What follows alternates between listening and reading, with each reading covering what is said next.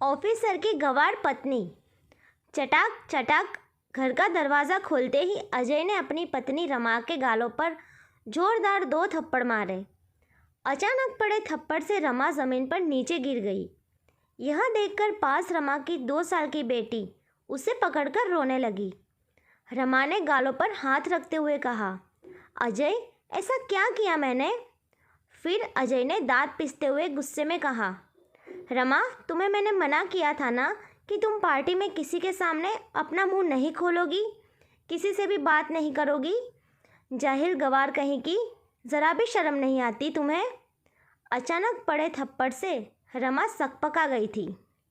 उसकी आंखों में आंसू आ गए। उसे समझ नहीं आ रहा था कि आखिर गलती क्या हुई। रोते हुए कांपती हुई आवाज़ में उसने दोबारा कहा, लेकिन मैंने किया क्या?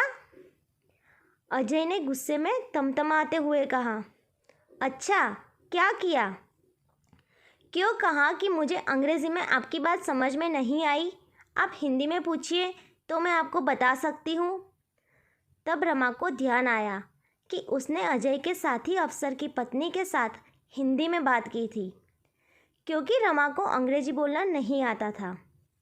गांव के कॉलेज से बीए पास रमा की शादी उसके बड़े पापा ने अपने नज़दीकी मित्र के बेटे अजय से करा दी, जो एक सरकारी अफसर था। रमा के पिता किसान थे और माँ एक सामान्य गृहिणी। रमा अपने माता पिता की इकलौती संतान थी। अजय के घर वाले भी मोटे दहेज की लालच में आकर शादी के लिए तैयार हो गए। रंग रूप और गुण से सुंदर रमा बहुत ही व्यवहारिक और सामाजिक स्त्री थी। इसके विपरीत अजय व्यवहारहीन और अहंकारी व्यक्तित्व का पुरुष था। उसे अपने पद और प्रतिष्ठा का इतना अभिमान था कि उसके आगे वह किसी को कुछ नहीं समझता था। खासकर अपनी पत्नी रमा को तो वह हमेशा से अपने पैरों की जूती समझता था। उसके लिए पत्नी का मतलब ही सिर्फ उसकी शारीरिक ज़रूरतों को पूरा करना और घर में दबाकर रखना था। 3 साल की शादी में ऐसा कोई दिन नहीं था जब अजय ने रमा को उसके पढ़ाई और नौकरी के पेशा ना होने पर तंज ना कसा हो या उसके साथ हिंसा ना की हो।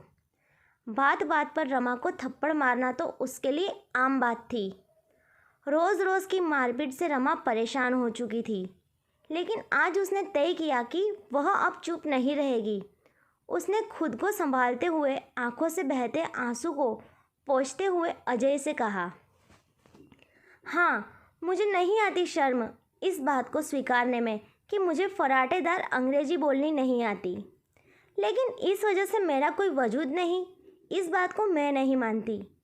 रमा के जवाब को सुनकर अजय ने फिर रमा के बालों को खींचते हुए कहा, अच्छा, बड़ी ज़ुबान चलने लगी है? कान खोलकर सुन लो। 2 कौड़ी की औकात नहीं है तुम्हारी, ना ही तुम्हारा अपना कोई वजूद है।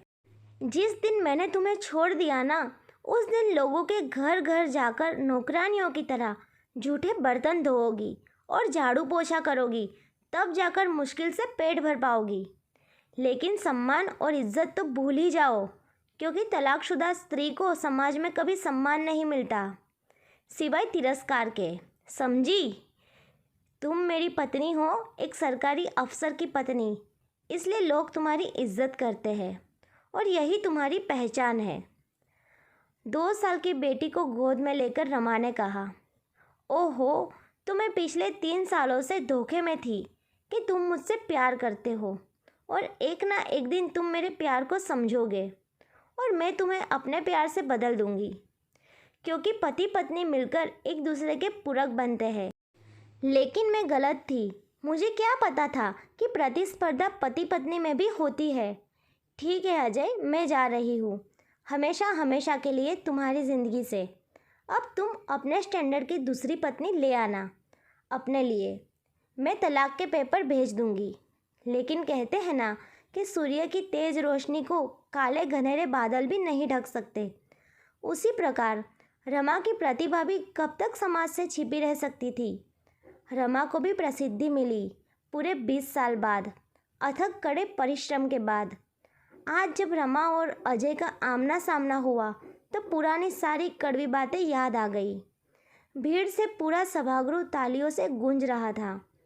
आज रमा की उपलब्धियों के सम्मान में, आज उसे महामहिम राष्ट्रपति से समाज में महिला के सामाजिक सुधार एवं उनके लिए सब रोजगार पैदा करने के लिए, साथ साथ घरेलू हिंसा की शिकार महिलाओं को न्याय दिलाने के लिए एवं उनकी शिक्षा के लिए जागरूक करने के लिए पुरस्कार मिलना था।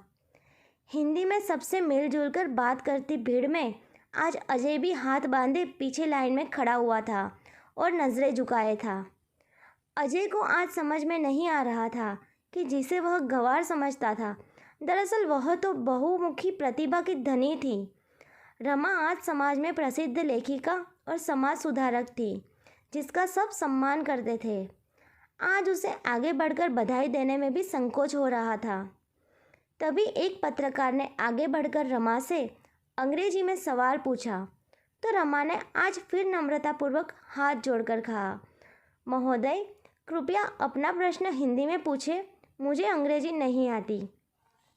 तब पत्रकार ने कहा, जी माफ़ी चाहूँगा, मैं अपना सवाल हिंदी में पूछता हूँ। मैडम, आपके मन में सामाजिक सेवा का ख्याल कैसे आया? अपनी सफलता का श्रेय आप किसे देना चाहोगी? आज जहाँ लोग इंग्लिश मीडियम में अपने बच्चों को पढ़ा रहे हैं, इंग्लिश में बात कर रहे हैं, वहाँ आप हिंदी में लिखती है। क्या आपको कभी असफलता का डर नहीं लगा? तब रमा ने कहा, जी नहीं, मुझे हिंदी बोलने लिखने में शर्म नहीं आती। और जैसा कि हम सब जानते हैं कि परिस्थितियों से बड़ा गुरु कोई नहीं होता। कठिन परिस्थितियां हमें मजबूत बनाती है। इसलिए आज मैं उस व्यक्ति का दिल से आभार व्यक्त करना चाहती हूँ, जिसने मुझे अपने जीवन और घर से मुक्त कर मेरे स्वाभिमान को जगाया। वह व्यक्ति मेरे जीवन के ऐसे गुरु हैं, जिनके दिए घावों ने मेरे अंदर दबे आत्मविश्वास और आत्मसम्मान को जीवन में नई दिशा एवं कुछ कर गुजरने का जुनून को जगाया। इन्होंने मुझे अपने सामाजिक रिश्ते से आज़ाद करके बाहर समाज में आकर सांस लेने का और समाज के लिए कुछ करने का मौका दिया। बेशक आशीर्वाद और साथ मेरे माता पिता का मुझे मिला, लेकिन परिस्थितियों की ठोकर उस व्यक्ति से मिली। इसलिए मैं उनका आपके माध्यम से धन्यवाद करती हूँ।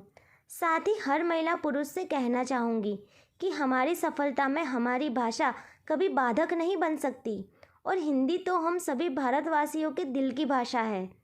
सफलता के लिए बस सच्ची लगन और जुनून की ज़रूरत होती है। थोड़ी देर बाद मौका मिलते ही रमा को अकेले देखकर अजय उसके सामने आकर खड़ा हो गया और उसने कहा, रमा, अपनी गुड़िया कैसी है? अब तो बड़ी हो गई होगी। रमा ने कहा, मेरी बेटी बिल्कुल ठीक है और अब पढ़ाई के साथ साथ मेरे ही सामाजिक कार्यों में मेरी मदद भी करती है। अजय ने कहा, रमा तुम ऐसे क्यों कह रही हो? वह मेरी भी बेटी है। मुझे माफ़ कर दो, मैं तुम्हारी अहमियत समझ नहीं पाया। तुम्हारे जाने के बाद मैंने अपने ही ऑफिस की महिला साथी अफसर से शादी की। 2 बेटे भी हैं, लेकिन मेरी कोई इज्जत नहीं, ना ही मेरी कोई अहमियत है। मेरी पत्नी मुझे बात बात में बदनाम करने और मेरा करियर ख़त्म करने की धमकी देती है और मैं चुपचाप सुनता हूँ, क्योंकि मैं कुछ नहीं कर सकता। चुपचाप खड़ी अजय की बातों को सुनती रमा ने आखिर में हाथ जोड़कर कहा, महोदय, मैं असहाय लोगों की मदद करती हूँ, लेकिन आप तो खुद सक्षम हैं, मैं आपकी कोई सहायता नहीं कर सकती। तभी रमा की बेटी वहाँ आ गई और वह अपनी बेटी के साथ वहाँ से चली गई। अजय आज नज़रें झुकाए चुपचाप सब सुन रहा था, लेकिन आज कुछ भी कहने की स्थिति में वह बिल्कुल नहीं था और अपने टूटे हुए रिश्ते को जाते देख रहा था, क्योंकि वह आज मजबूर था और कुछ नहीं कर सकता था। लेकिन रमा, वह आज मजबूत थी। दोस्तों, ये कहानी के बारे में आपकी क्या राय है, कमेंट करके ज़रूर बताइए। वीडियो अच्छी लगी हो तो लाइक और शेयर करना बिल्कुल ना भूलें। चैनल पर नए हैं तो सब्सक्राइब कर दीजिए। अब मिलते हैं नेक्स्ट स्टोरी में, तब तक के लिए बाय।